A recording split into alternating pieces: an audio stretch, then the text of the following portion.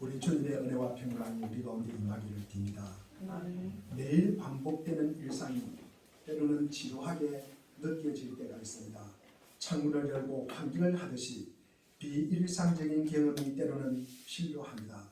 사람들이 집을 나서면서 고생이라고 말하면서도 낯선 곳으로 여행을 떠나는 까닭이 무엇입니까? 새로운 자극이 필요해서인지도 모르겠습니다. 낯선 세계에 들어서는 순간 우리는 취약한 존재라는 것을 알게 됩니다. 낯선 환경에서 낯선 사람들과의 만남은 긴장감을 더하여주고 자기의 자금을 절감하게 만듭니다. 즉 자신의 실체를 바로 확인할 수가 있습니다. 낯선 책을 접할 때도 그리고 낯선 길을 갈 때도 마찬가지입니다. 사막이나 높은 산, 거대한 파도 앞에 설 때는 더욱더 그러합니다. 그 자리에 서면 그동안 애집하고 있던 것들이 사소하게 느껴질 때가 있습니다. 낯선 세계의 부름을 외면하지 말아야 하는 것은 그것 때문입니다. 우리 사랑하는 물된 동상교회 교우 여러분, 우리가 일주일 동안 살아온 세상에서의 관심과 그리고 대화 내용 그리고 만나는 사람들과 오늘 이 예배의 자리가 너무나 익숙하십니까? 그렇지 않으면 이 교회의 분위기와 관심과 그리고 대화 내용이 너무나 낯설게 여겨지십니까? 특별히 제가 하는 말씀이 너무나 어색하고 생소하고 이질감을 느끼십니까? 그러면 그래도 우리가 익숙한 지난 한 주간의 말씀을 우리가 들었잖아요. 우리가 그 말씀을 한번 우리가 되새김질하고 오늘 말씀을 시작하겠습니다. 지난주의 말씀은 우리 마가복음 1장 22절이었습니다. 제목이 무엇이었습니까? 그렇죠. 말이 능력이다라는 제아의 말씀을 전했습니다. 우리도 예수님처럼 말이 권위가 있고 말에 능력이 있으면 참 좋겠습니다. 그러려면 어떻게 해야 합니까? 우선 내가 하는 말이 참말인가? 이것을 늘 물어봐야 된다는 것입니다. 두 번째가 뭡니까? 내가 하는 말이 꼭 필요한가? 그렇죠. 필요한가? 세 번째 말은 내가 하는 말이 친절한가? 친절한가를 꼭 물어봐야 합니다. 이것을 질문을 하면서 새 황금물을 통과하고 말을 하라고 하였습니다. 그리고 말을 우리가 잘하려는 가장 기본적이고 가장 기초적인 것이 뭐라고 하였습니까? 남의 말을 잘 들어라. 우리가 말을 잘한다는 것은 남의 말을 잘 들어야 하는 것입니다. 그 사람의 행편과 처지를 보기도 하고 그리고 그 사람이 하려고 하는 의도와 뜻을 들어야 합니다. 가장 만나고 싶지 않은 사람이 누구입니까? 만나서 자기 말만 하고 가는 사람입니다. 가장 받고 싶지 않은 전화가 어떤 전화입니까? 자기 말만 하고 시간 다 됐다고 끊는 사람입니다. 그래서 말을 갖다 우리가 잘하는 것은 상대의 말을 우리가 잘 듣는 것으로 시작하여 그 울림이 나의 마음에 고일 때, 나의 마음에 남을 때 그때 나의 입을 들어서 표현을 하는 것입니다. 그래야 한마디 한마디가 상대방의 심금을 울리고 감동을 일으키며 놀라게 됩니다. 그게 바로 말의 능력입니다. 그렇게 일주일 동안을 보냈습니까? 그렇게 일주일 동안을 살았습니까? 아멘. 그래요. 우리가 꼭 그렇게 사시기를 바랍니다. 성경에서는 이 풍요로움과 오늘 본문에서 안락은 우리가 하나님께 바라고 원하는 것이기도 하지만 우리가 얼마나 풍요로움을 바라고 안락함을 바랍니까? 그것이 또한 우리를 하나님께서 멀어지게 하는 요인이 된다는 사실입니다. 야곱의 가족 70여 명이 처음으로 애굽으로 이주할 때만 해도 그저 7년의 대흉년만 피할 작정이었습니다. 그러나 시간이 흐르는 가운데 그들은 다시 고향으로 돌아가는 것을 차일피일 미루게 되고 결국 400여 년 동안 대를 이어가면서 애굽에 머물게 되었습니다. 하나님께서 아브라함에게 주신 가나안 땅에 비해서 애굽은 너무나 비옥하고 풍요롭습니다. 게다가 요셉을 신뢰하고 존중하는 이 애굽의 통치자들의 호의로 히브리 사람들은 전쟁의 위험으로부터 안전하게 보호받으며 생활할 수가 있었습니다. 이 대목에서 우리는 풍요와 안전이 얼마나 영적으로 위험할 수 있는지를 보여줍니다. 왜냐하면 애굽에서 아무 걱정 없이 편안하고 그리고 풍요롭게 지내는 동안에 이스라엘 백성들은 하나님께서 아브라함에게 하신 말씀 창세기 12장 1절부터 3절에서 그들의 조상 아브라함이 하나님께 받은 이 약속과 소명을 잊어버립니다. 아브라함은 풍요와 안전을 버리고 하나님께서 부르시는 곳으로 히브리 11장 8절에 보니까 갈 바를 알지 못하고 나아갔습니다.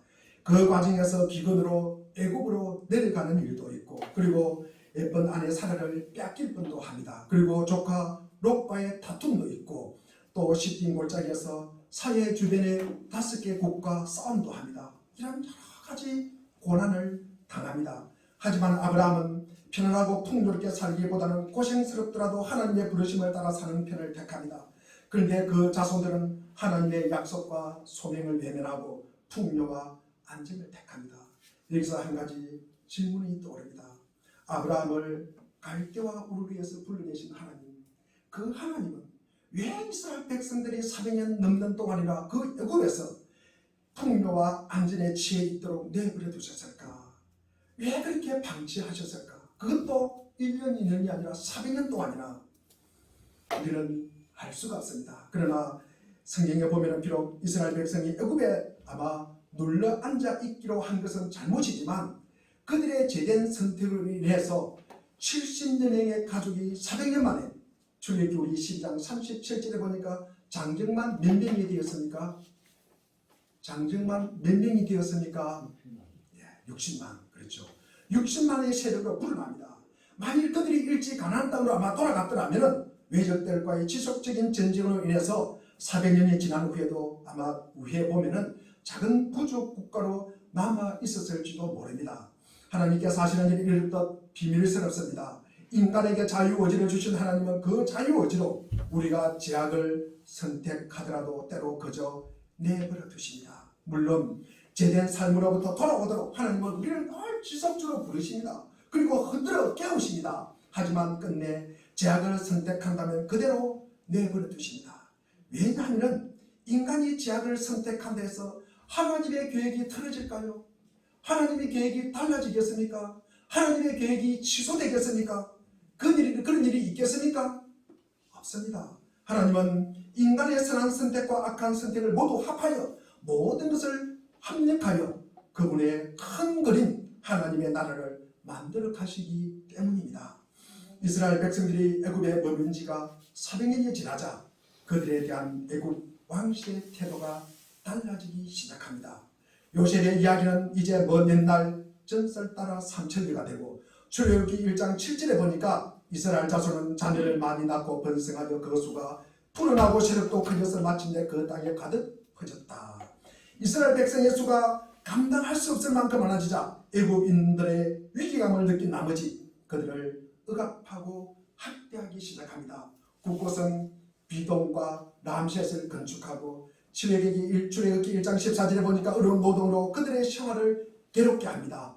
헛 이익이 그리고 백돌 굽기와 농사기 여러 가지 억압 정책을 써보지만 학대를 받으면 받을수록 히브리 민족들은 더욱더 번성하게 되었습니다. 더 이상 어찌할 수 없는 상황이 되자 애굽 왕은 바로의 이 치유의 방책을 동원하게 되는 것입니다.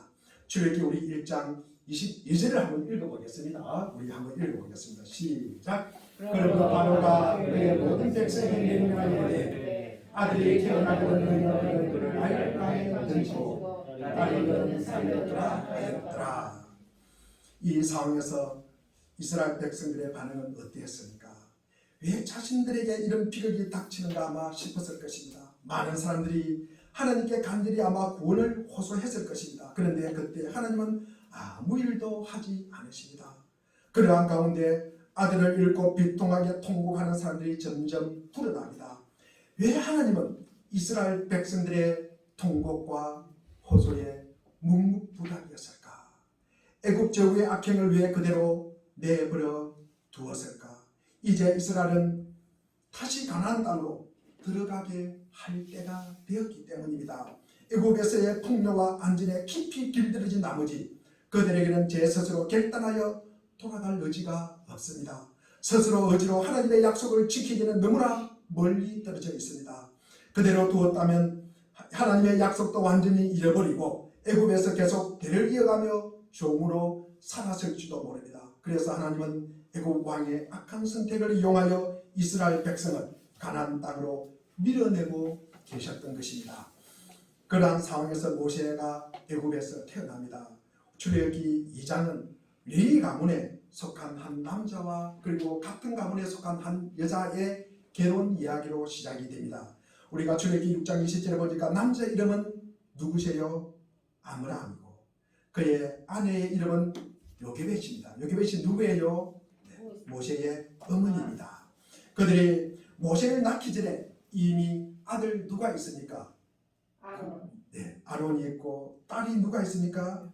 미리암, 그죠? 미리암이 있었습니다. 아론은 히브리 남자 아이를 나일강에 던지라는 명령이 내려지기 전에 태어났습니다. 아론이 모세보다 몇 살 많습니까? 3살. 네, 3살이 많습니다. 모세가 세상의 빛을 보기 전에 아므람과 요게벳은 얼마나 여자아이가 태어나기를 간절히 아마 기도했을 것입니다. 하지만 아이를 낳고 보니 아들이었습니다.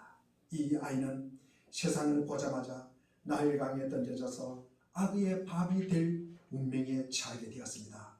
하지만 요게벳은 그리 할 수가 없었습니다. 그래서 아이를 석 달 동안 숨겨서 기릅니다. 이 대목을 성경은 이렇게 기록하고 있습니다. 우리 2절을 한번 읽어보겠습니다. 2절 읽겠습니다. 시작. 아들을 낳으니 그 아들이 생긴 것을 보고 석 달 동안 그를 숨겼으나. 성경은 요게벳이 아이를 숨겨기는 이유를 뭐라고 이야기합니까? 너무 자신있대요. 너무 자신있대요. 이 말을 갖다가 우리가 잘 따져보면은 엄마 눈에 그 애가 모생이 애가 있을까? 모생이 애가 있겠습니까? 그것도 크지 않아요. 지금 그 아이가 하도 잘생겼으라는 말은 아이의 외모가 아마 특별히 뛰어났다기보다는 요게벳이 아이에게서 뭔가 특별함을 아마 느꼈을 것이다 라는 뜻입니다.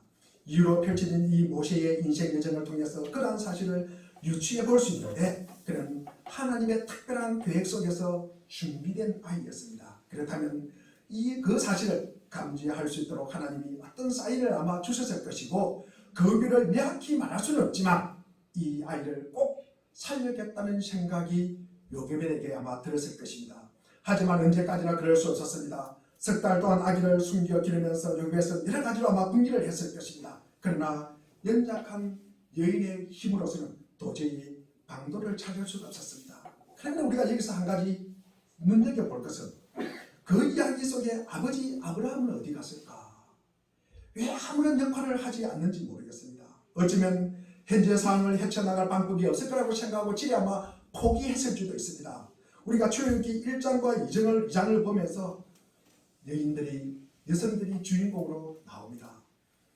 우리가 위험을 무릅쓰고 히브리 아이들을 살린 사람이 누구입니까?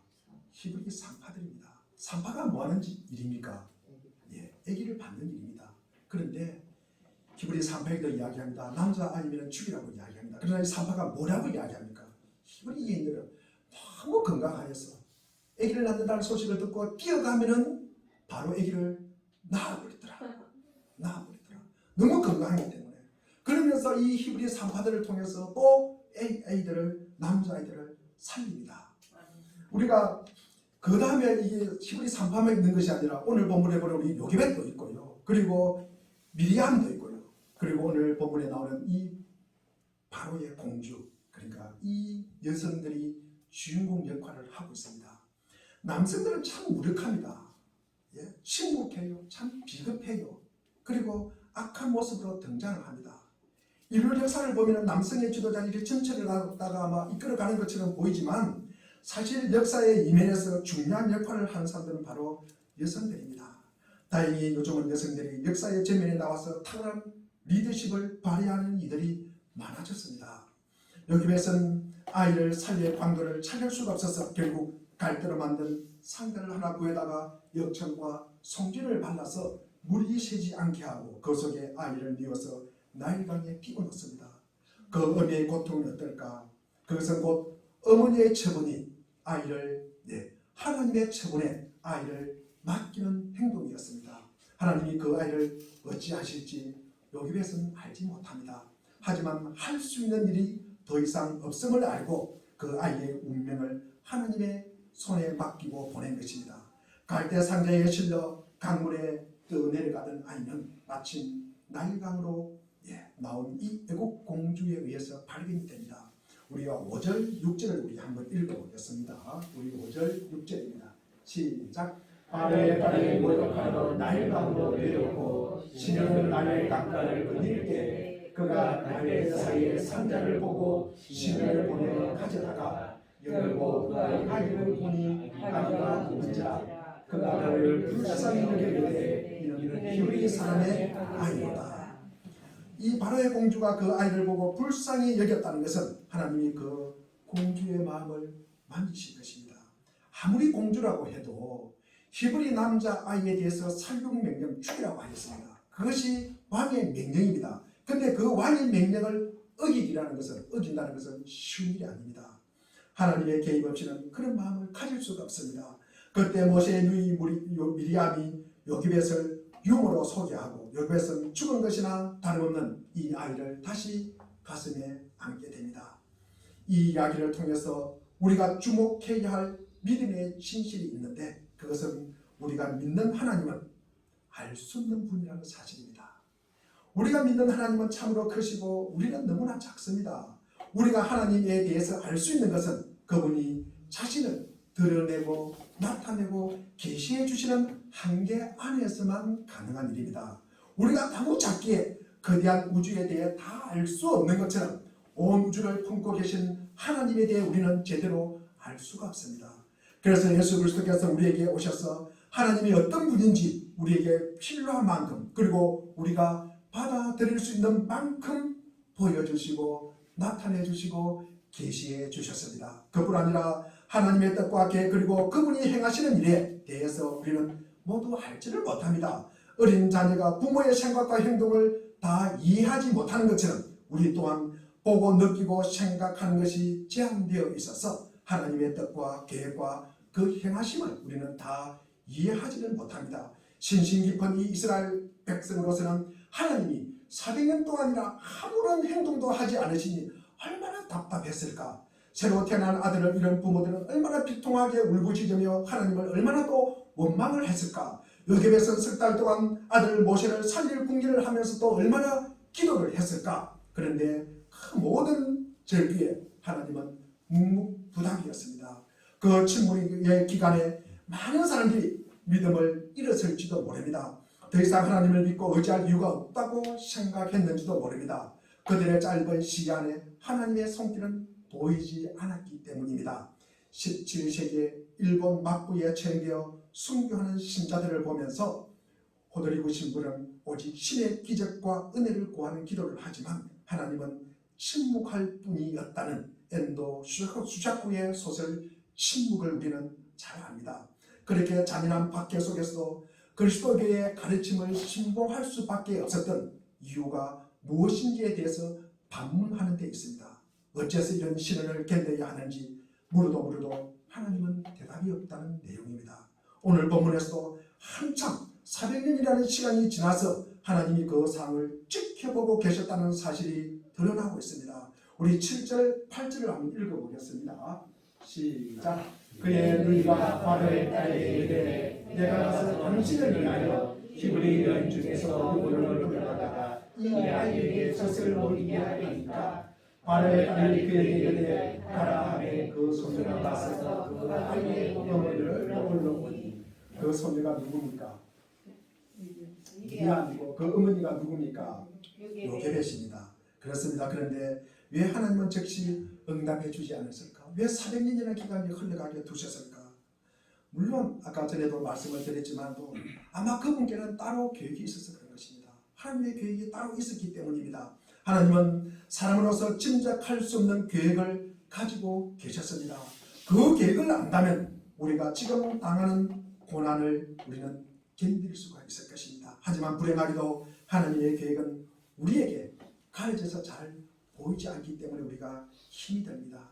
그러므로 우리가 택할 수 있는 유일한 대안은 하나님을 믿고 의지하는 것입니다. 그분의 계획을 자세히 우리가 알 수가 없습니다. 지금 내가 당하는 고난도 그분의 계획 안에 있음을 믿고 그분을 의지하며 따라가는 것입니다. 히브리서 11장 6절에 보니까 믿음이 없이는 하나님을 기쁘게 드릴 수 있다 없다 없습니다. 하나님께 나아가는 사람은 하나님이 계시다는 것과 하나님은 자기를 찾는 사람들에게 상을 주시는 분이라는 것을 믿어야 할지니라. 하나님을 믿는 데는 꼭 필요한 두 가지가 명시되었습니다. 하나는 하나님이 계시다는 사실을 믿는 것입니다. 하나님이 계시다는 사실을 믿는 것입니다. 다른 하나는 그분의 선하심을 믿는 것입니다. 이 둘은 결코 같지 않습니다. 주위를 보면 하나님이 존재하는 사실을 믿어요. 그러나 그분이 자신에 대해서는 뭘 악하게 한다고 생각하시는 분이 계신 겁니다. 예수님이 그분의 삶과 죽음으로 보여주신 것이 무엇입니까? 바로 우리를 향한 하나님의 사랑이십니다. 십자가는 우리를 향한 하나님의 선의를 웅변으로 증언하고 있는 것입니다. 따라서 하나님을 믿는다는 것은 어떤 경우에도 그분이 우리를 사랑하신다는 사실을 믿고 그분께 전적으로 맡기며 살아가는 것입니다. 그렇기 때문에 믿음은 알 수 없는 하나님을 믿고 따라가는 것이므로 모험이라고 할 수 있습니다. 오늘날 많은 사람들이 기독교 신앙에 대해서 오해하는 것 중 하나가 모든 것을 이해해야 한다고 생각을 합니다. 그래서 조직신학책도 이해하는 신학, 특별히 그 밀리오리라는 신학자가 그런 책을 쓰곤 합니다. 하나님에 대해서 우리가 이해해야만 믿을 수 있다고 생각하고 하나님의 뜻에 대해서도 미리 알고 우리가 이해해야만 우리가 순종할 수 있다고 생각합니다. 내 머리로 이해되어야 움직이는 것입니다. 내 머리로 이해되지 않으면 잘 움직이지 않습니다. 그것은 인간의 지적 교만에서 비롯된 문제입니다. 인간의 머리로 우리가 하나님을 이해할 수 있다면 그것은 하나님이 아닙니다. 우리가 미리 알고 이해할 수 있다면 그것은 하나님의 뜻과 계획이 아닙니다. 기독교 신앙은 지적으로 이해되는 것이 아닙니다. 이해할 수 없는 하나님을 믿고 의지하며 보이지 않는 그분의 손에 맡기고 순종하는 가운데 우리는 하루하루를 사는 것입니다. 그렇게 살아갈 때 간혹 멈춰서 뒤돌아보면 하나님이 그분의 계획 안에서 내 삶을 인도하고 계신다는 사실을 알게 될 것입니다. 풀투그니에의 모험으로 사는 인생이라는 책에서 한 친구의 말을 소개합니다. 그 친구가 어느 날 기도를 마치고 일어나며 다음과 같이 말했다고 합니다. 내가 할 일은 백지의 하단에 선행하는 것이라는 걸 이제 깨달았어. 하나님이 뭐라고 쓰시든 나는 그대로 선행할 것이요. 내 인생이 계속되는 동안에 하나님이 이 백지 계약서에 뭐라고 쓰실지 모르지만 어쨌든 난 오늘 선행을 마쳤소이다. 이 일화를 전하면서 투르니에 박사는 세상에서 가장 가치 있는 일은 하나님의 인도를 받는 모험이라고 말합니다. 하나님의 인도함을 받는 삶을 우리가 모험이라고 부르는 이유는 우리는 그분의 계획을 알아요 몰라요? 알지 못하기 때문에 우리는 모험이라고 하는 것입니다. 하나님께서 어떤 계획을 가지고 계신지 우리를 어디로 인도하실지 무엇을 행하실지 알지 못하면서도 그분을 신뢰하기에 그분께 인생을 맡기고 따라가고 지금 이 자리에 있는 것입니다. 그것은 모험입니다. 그러면서 그는 기독교 신앙의 본질에 대해서 이렇게 요약하고 있습니다. 우리 삶의 방향타를 진심으로 하나님의 손에 맡기고 그분께 삶의 방향을 의탁하며 우리가 혼자서 삶의 방향을 정할 능력이 없음을 알고 우리에 대한 하나님의 뜻을 분명히 깨달을 능력이 없음을 고백하고 하나님이 방향을 인도해 주시기를 간구하는 것이다. 그것이 우리의 인생이라고 말하고 있습니다. 애굽에 살던 이스라엘 백성들 중에 400여 년 동안 침묵하신 하나님에 대해서 의심하거나 불신하는 사람도 아마 많았을 것입니다. 여전히 하나님을 그렇더라도 여전히 하나님을 신뢰하고 의지하기를 포기하지 않는 사람도 있었을 것입니다. 그 중에 한 사람이 아마 요기벳이었을 것입니다. 그들이 자신이 분명히 분별할 수 있는 범위 안에서 하나님의 손길이 보이지 않고 그분이 왜 침묵하시는지를 알 수는 없지만 그럼에도 천지를 창조하시고 하나님이 우주를 운행하시고 인류 역사를 다스리고 계시다는 그 믿음을 포기하지 않았다는 것입니다. 우리는 복음이란 무엇일까? 우리에게 전하는 좋은 소식이란 무엇일까? 이사야 몇 장이세요?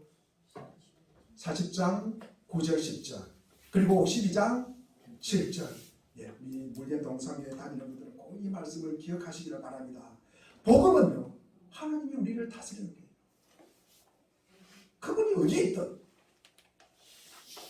하나님이 우리를 다스린다는 것입니다. 언제 어디서나 하나님이 우리를 다스리고 있다는 사실, 지금 당하는 고난이 무슨 의미가 있는지 우리가 정확하게 알 수는 없지만 자신의 인생이 알 수 없는 하나님의 알 수 없는 계획 안에 있음을 믿고 고난을 감당하며 살았습니다. 모세의 어머니 요기벳이 그는 소수의 신앙인 중에 하나였을 것입니다. 그는 하나님을 이해할 수 없었습니다. 그분의 계획과 뜻을 알지는 못했지만 하나님이 계시다는 사실을 믿었고 그분이 여전히 우주를 운행하시고 인류 역사를 다스리고 계시다는 사실을 믿었던 것입니다. 그분의 계획이 정확히 무엇인지는 몰랐지만 자신의 아이에게 특별한 계획이 있음을 믿었습니다. 요기벳은 그 믿음으로 석 달 동안 아기를 숨겨 키웠습니다. 들키기라도 하면 온 가족의 안위가 위험해지는 일이었습니다. 하지만 그는 그 위험을 끌어안았습니다. 그리고 마침내 어쩔 수 없는 한계에 이르자 갈대상대의 아기를 담아서 보내는 선택을 합니다. 한 어미로서 감당할 수 없는 아픔이 찾아오지만 그는 하나님께 아마 이렇게 기도했을 것입니다. 하나님, 저는 제 할 일을 다 했습니다. 이제는 어찌할 수가 없습니다. 이 아이를 죽이든 살리든 이제 주님께 맡깁니다. 사람들이 시집가고 장가가고 자녀 낳고 바로의 악행 속에서 아이들을 석 달 동안 숨기고 이때 숨길 수 없는 어쩔 수 없는 상황에서 갈대상자를 만들어서 아이를 담아서 나일강에 띄워버립니다. 최선을 다한 결과 인간이 할 수 있는 모든 노력을 다하고 이제서 하나님의 손에 맡기는 모세의 부모, 특히 어머니 요게벳, 부모가 할 수 있는 모든 일을 다한 후에 하나님의 손에 맡깁니다. 그리고 멀리 서서 지켜보는 것입니다. 한번 고민해보지도 않고 하나님께서 다 책임져 주실 거야가 아니라 그냥 무책임하게 하나님의 손에 맡기는 것이 아니라 내가 할 수 있는 모든 일을 다한 후에 그 결과가 어떠하도록 순종하며 하나님께 맡기는 부모의 모습을 우리에게 보여주고 있습니다. 부모의 손길을 떠나 나일강에 떠 있는 갈대상자를 하필 그때에 바로의 딸이 나일강에 모욕하려고 내려옵니다. 그리고 갈대상자를 발견하게 됩니다. 아이의 울음소리를 듣고 불쌍한 마음을 들게 하시고 배고픈 아이에게 유모를 찾아 젖을 주게 하고 엄마가 자기의 아이를 싹스를 받고 젖을 주게 됩니다. 그리하여 모세는 공주의 아들로 자라게 됩니다. 우리는 이 일을 누가 상상이라도 하였겠습니까? 우리가 믿는 하나님은 너무나 크고 기쁘시기 때문에 알 수 없는 분이지만 그 정도로 크고 기쁘신 분이기 때문에 그분께 우리의 인생을 맡길 수 있는 것입니다. 아멘. 그 하나님은 믿을 만한 분이시고 신실하신 분이십니다. 아멘. 그것이 십자가를 통해 우리에게 주신 그분의 마음입니다. 아멘. 죽은 자들 가운데서 예수 그리스도를 일으키신 하나님은 십자가를 통해서 우리 각자를 끝까지 사랑하신다는 사실을 증명해 보이셨습니다. 우리는 사도신경 첫 번째 줄과 두 번째 줄에서 나는 전능하신 아버지 하나님 천지의 창조주를 믿습니다. 나는 그의 유일하신 아들 우리 주 예수 그리스도를 믿습니다라고 모든 우리 성도들이 고백하였습니다. 이때 믿는다는 것은 전능하신 창조주 하나님을 믿는 것입니다.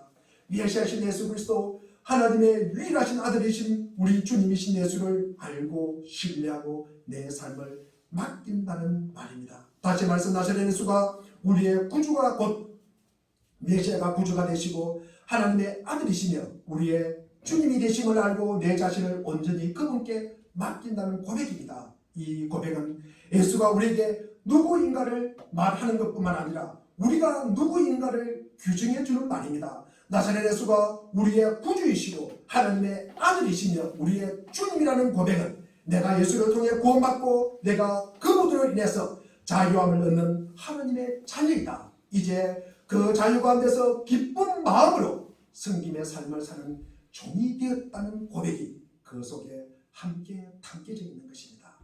믿는다는 것은 우리와 예수 그리스도를 이어주면서 그분이 우리에게 누구이며 우리가 그분께 누구인가를 규정합니다.